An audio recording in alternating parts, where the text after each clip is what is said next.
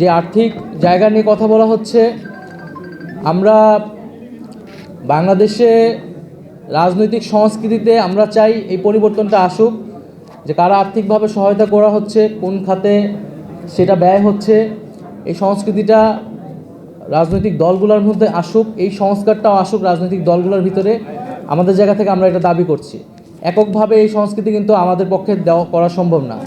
আমাদেরকে কারা সহযোগিতা করতেছে আর্থিকভাবে, আমরা যদি তাদের নাম প্রকাশ করি, তারা যে কোনো ধরনের ক্ষতির শিকার হবে না সেই নিশ্চয়তা তো সরকার থেকে দিতে হবে। আসলে সেই কালচার তো আসলে বাংলাদেশে এখনও তৈরি করা যায় না, কিন্তু আমরা চাই সেই কালচারটা হোক এবং সকল রাজনৈতিক দলই সেই সংস্কৃতি গ্রহণ করুক। দ্রব্যমূল্য নিয়ে এখানে আমার মনে হয় যে আমার সাথে যারা আছেন তারা এর আগেও থেকে নাগরিক কমিটি বৈষম্যবিরোধী আন্দোলনের জায়গা থেকে বারবার বলেছেন, এবং গতকাল আমরা ইফতার প্রোগ্রামে বলেছি দ্রব্যমূল্য, তেলের দাম এবং ঈদের বাজার যাতে নিয়ন্ত্রণে থাকে।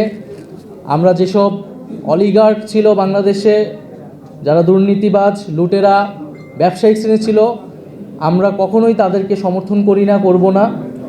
এবং আমরা মূলত যারা দেশপ্রেমিক, যারা দেশকে নতুনভাবে গড়তে চায়, ছাত্রদের এই যে নতুন উদ্যোগকে সমর্থন করছে, যে সৎ মানুষরা রয়েছে সকল সমাজে, তাদের থেকে আমরা সহযোগিতা চাচ্ছি। সাধারণ মানুষের কাছ থেকে আমরা সহযোগিতা চাবো।